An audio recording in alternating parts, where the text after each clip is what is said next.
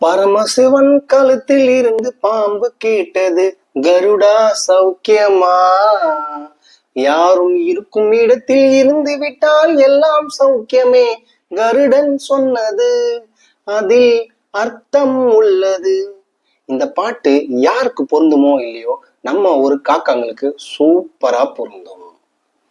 ஏன்னு கேக்குறீங்களா? சமீபத்துல கென்யால 10 லட்சம் காக்காங்களை கொன்னு இருக்காங்க. ஏன் கொண்டு இருக்காங்க? நம்ம ஒரு காக்கா மேல அவ்வளோ காண்டு கென்யாக்காரங்களுக்கு என்ன அப்படின்னு தானே கேக்குறீங்க. நம்ம ஒரு காக்காங்க நம்ம சனீஸ்வர பகவான் கடவுளா பாக்குறோம். அட் த சேம் டைம் நம்ம மூதாதையர்ன்றோம் ஒரு நினைப்பு இருக்கு. அதே மாதிரி அமாவாசை அன்னைக்கு சாமிக்கோ இல்ல நம்ம இறந்தவங்களுக்கோ படைச்ச சாப்பாடை முதல்ல காக்காக்கு தான் வைப்போம். இதே மாதிரிதாங்க கென்யாலையும் வைக்கிறாங்க. ஆனா என்ன ஒண்ணு, நம்ம அமாவாசை அன்னைக்கு பாயாசம் வச்சா அவங்க கொஞ்சம் பாய்சன் வைக்கிறாங்க. ஆமாங்க, சமீபத்துல காக்காவோட தொல்லை கென்யாவில தாங்க முடியல. அதனால அவங்க என்ன முடிவு பண்றாங்கன்னா, காக்காவை கொன்னுலான்னு முடிவு பண்ணி விஷம் வச்சு 10 லட்சம் காக்காவை கொன்னு இருக்காங்க. 10 லட்சம் காக்காவை ஒரு காலகட்டத்துல கொஞ்சமா இங்க இருந்து அந்த காக்காவை கொண்டு போய் அங்க விட்டுருக்காங்க. அப்ப எந்த பிரச்சனையுமே பண்ணல.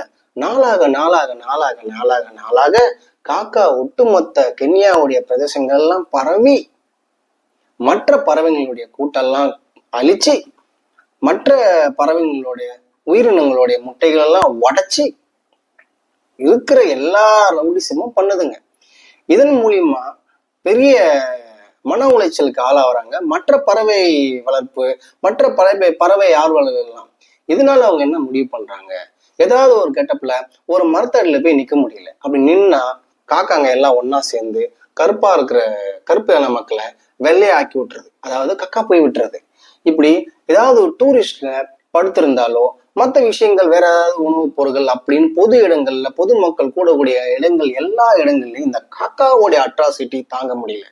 இதனால கென்யா அரசாங்கம் என்ன முடிவு பண்ணதுன்னா, இனிமே தாங்க முடியாத சாமி, எங்களுக்கு இங்க இருந்தா எங்களுக்கு தொந்தரவு, உங்களோட ஒன்றைய எங்களால வாழ முடியாதுன்ற ஒரே காரணத்துக்காக காக்காக்கு 10 லட்சம் காக்காவை விஷம் வச்சு கொண்டு இருக்காங்க. இதுல இருந்து என்ன தெரியுது, நம்மளுக்கு எங்க ரெஸ்பெக்ட் இருக்கோ அங்கதான் இருக்கணும். அட் த சேம் டைம் நம்ம ஒரு இடத்துக்கு போறோம்னா நம்ம மரியாதைய நம்ம தான் காப்பாத்திக்கணும். காக்கா மூலியமா நம்மளுக்கு இன்னைக்கு கிடைச்ச நியூஸ் இதுதான்.